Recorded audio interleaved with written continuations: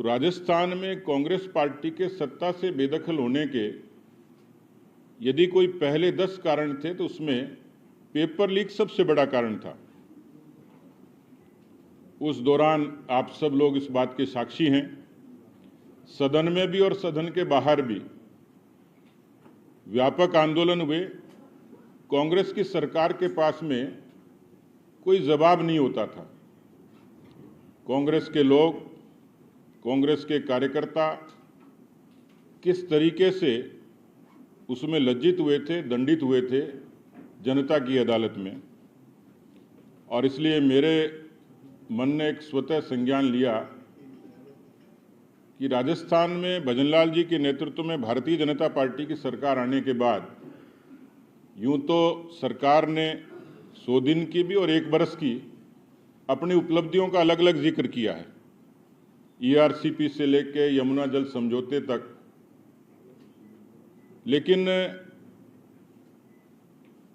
मैं प्रदेश के मुख्यमंत्री भजनलाल जी को इस बात के लिए साधुवाद दूंगा, राजस्थान की भारतीय जनता पार्टी की सरकार को साधुवाद दूंगा कि जिस रीट की परीक्षा पर,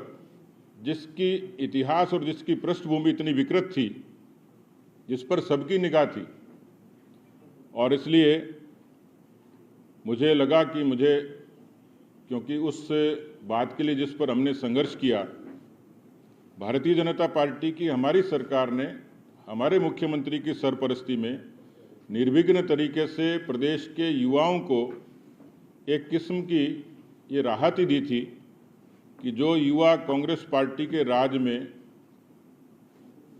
लगभग 70 लाख से भी ज़्यादा नौजवान इस बात से पीड़ित होते थे। मुझे ध्यान आता है कि पेपर लीक को लेकर हनुमानगढ़ के एक नौजवान ने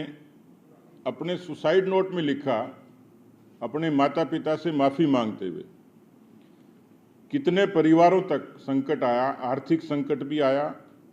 जानमाल का संकट भी आया, उन्होंने अपने बच्चे खोए और प्रदेश में एक किस्म की अराजकता थी। तो मेरा विशेष तौर पर आज का मंतव्य तो ये था, एक लंबी फहरिस्त है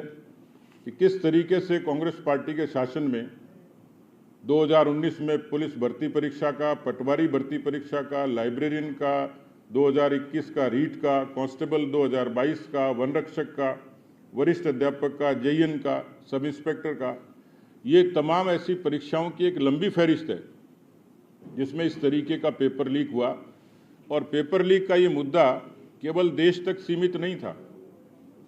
इसकी गूंज दुनिया में भी हुई। राजस्थान की कांग्रेस पार्टी की मौजूदा सरकार के समय